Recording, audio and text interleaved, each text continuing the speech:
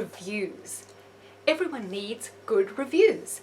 If you're an indie author out there, or if you're any kind of author, it's very important to have good reviews for your book on Amazon. Because even if people don't intend to buy your book from Amazon, they may be in a bookshop somewhere or in an airport lounge and they're browsing at the books at the shop and they're thinking, what should I buy? What are they going to do? They're going to get out their iPad or iPod, they're going to go over to Amazon and they're going to start reading some of the reviews in order to make their decision. So wherever you are selling your books, it's very important to have good reviews on Amazon. Now the chances are, if you are an indie author, you're probably sitting there with 3 reviews. You know, your mom wrote you a review, you baked your neighbour a chocolate cake and she wrote you her review, and then your best friend, who you've known for 25 years, after 6 months of nagging, finally wrote you a review. And she's written something like, good holiday reading. Now I never really understood reviews that say, good holiday reading. Does that mean that your book is good for being read only on a beach in Marbella with a martini next to you, and it's no good for a rainy afternoon in Manchester with a hot chocolate? Who knows? I've never read a review that said, good to read on the bus. I did once read a review that said, I enjoyed this book while I was waiting in the doctor's surgery, and I thought to myself, well, that's not really a ringing endorsement, because what are you competing with in the doctor's surgery? Probably magazines that still have the Spice Girls on the cover. So, if you see a book on Amazon and it's got 50 reviews, it probably means a very large amount of people have purchased that book. Because in my experience, people will I'd say only 2 to 5% of people who buy a book go to the trouble of reviewing it. So, you know, if there are 50 reviews there, it's probably more than 1,000 people have purchased that book, and it's had such an effect on them that they've taken time and trouble out their day to write a review on it. So you want to be one of those people who have at least 50 reviews, rather than one of those poor souls who's sitting there with 3. So what do you do about this? Well, there's 2 aspects to reviews, quality versus quantity, and both are important. So quantity is really important because it's that visual thing of seeing this book has got over 100 reviews. That has a psychological effect. Not all those reviews need to be quality, because who's got time to read 100 long involved reviews? You only need about 10 quality reviews because you haven't got time to read more than that. And what is a quality review? Well, a quality review is where the reviewer has taken time to do a little synopsis of your book, which might add to the synopsis that you have written and might actually even be a better synopsis than the one you have written. And they might also say some things about what they particularly liked about your strengths, like maybe it was the character development, the portrayal of location, etc., etc. Now, you don't need to panic, because sometimes a bad review can be a good thing. For example, if a reviewer went and wrote, I liked this book, the characters were nice, the locations were nice, but I'm giving it a poor star rating because there was way too much violence. Well, a lot of people will read that review and think, oh, way too much violence, oh, I'm in there. So it needn't necessarily be a bad thing. So this is the way that I think is really effective of going about getting your reviews. First of all, you need to be quite sure of the niche and the genre your book is in. So you may be in something really specific like Christian, romance, Western, in which case you can go straight to that genre on Amazon and select any of the books.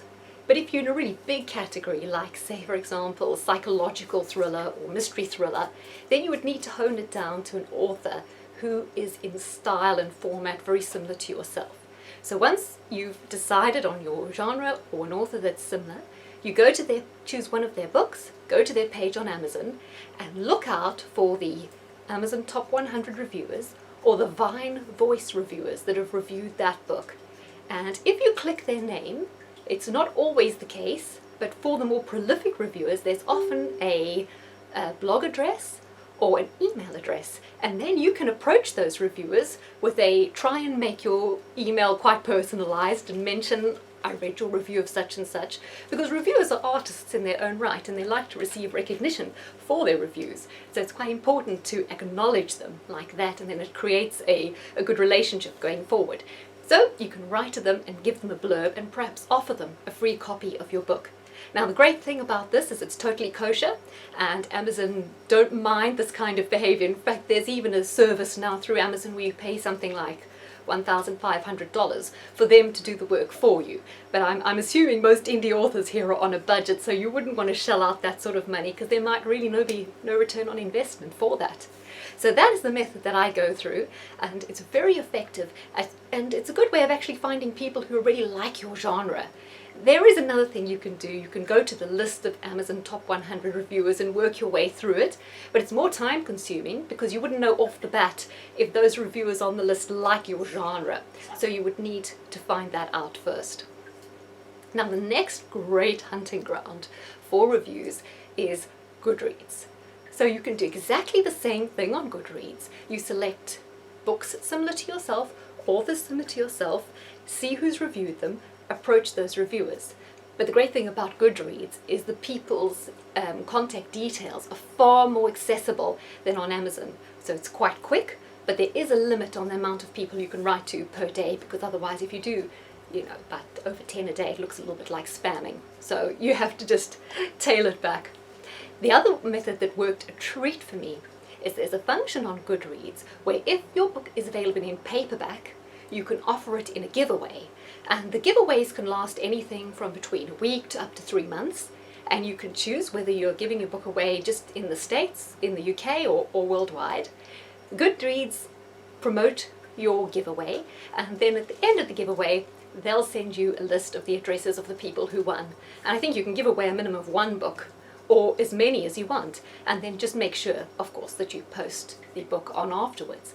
But the great thing about this is as people are looking at the competition, they won't only enter your giveaway, they'll often add your book to their to-read list.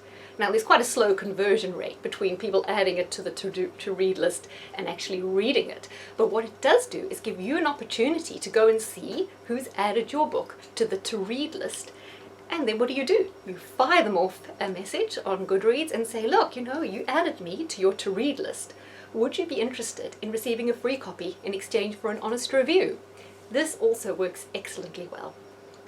One thing I will warn you about though is there are some quite, well, I don't know if I would use the word trolls, but there are people out there who get off on giving bad reviews. So before you approach anyone, do read a couple of their other reviews, and if you see that they are habitually giving out 1-star reviews, especially if the reviews are particularly scathing, bitchy, or even contain profanity, then you know this is a reviewer that you want to run 100 miles from. And don't make the mistake of thinking, oh well, this reviewer didn't like that book, but they will like mine. No, they won't.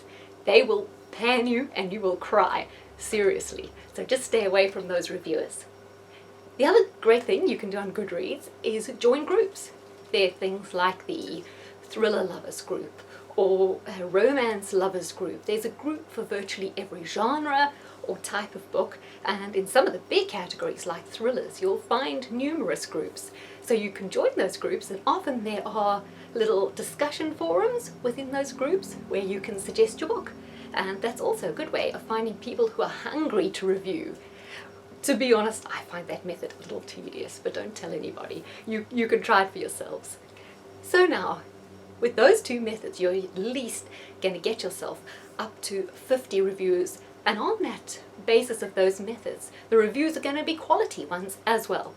There are some groups called review swapping groups, and Amazon take a dim view of direct swapping. But if you enter your group into your book in a review pool, where say person A reviews person B book, person B reviews person C's book, and that, so they're not direct swapping, then it's still totally acceptable, and that's a good way of getting reviews as well. I also find Twitter a fantastic resource. So if you use hashtags like book blogging, book reviews, book suggestions, book bloggers, book reveals, and other hashtags like that, you often find that there are book bloggers, and they will usually have a link to their website where they have a review policy, and then you can follow that and get yourself some reviews. Once you've written a good standard letter that's got the things like your blurb, word count, the genre you're in, and what you're offering, are you offering them a Mobi copy, a voucher to buy off Amazon, blah blah blah. Once you've got that in a standard letter, you can usually just amend your title, kind of greeting in the letter, and send it out over and over again, and definitely you'll have some replies. Reviewers tend to be very, very busy, but if you approach them in the right way and if your book piques their interest, they're going to go for it. I just want to end now talking about editorial reviews. Now, if you're an indie author, it is a great challenge to get your book reviewed by a magazine or anything in the mainstream media. But there are websites and magazines that do specialize in indie books, and they'll give you a good editorial review, which is great for quoting on your Amazon page. Because if you've noticed, if you belong to Author Central, or if you've looked at your Amazon page or other Amazon pages, there's a section there that says editorial reviews. So if you can get a few of those, it's great to quote from them because they would carry a little bit more weight than just, say, the average Jane blogs who reviewed your book. So if you want those reviews, I would recommend going into Google and searching under Kindle Book Review, Independent Book Review, indie book bloggers, things like that. And there's an excellent website called blogtours.org where it's well broken down in different genres and you can easily get access to loads of different reviewers. So, I hope that's helped you, and now you won't have to be one of those sad people who's sitting there with 3 reviews and you won't have to go around begging friends and relatives, which actually isn't a good idea because Amazon is so strict these days that if reviews come from the same IP address, then they immediately think that there's something a little bit iffy going on and they cancel the reviews. So I'd like to end off with a little story. When I first self-published my book, I went to the local club and I said to everybody, oh, you know, my book, I'm very excited. It's in the local bookshop. It's on display, you know. I was really hoping, you know, they'd all be racing off there to buy it. So the next week when I went along and I saw the guys again, I didn't mention anything, but a few of them came up and said, oh, we went and had a look at your book.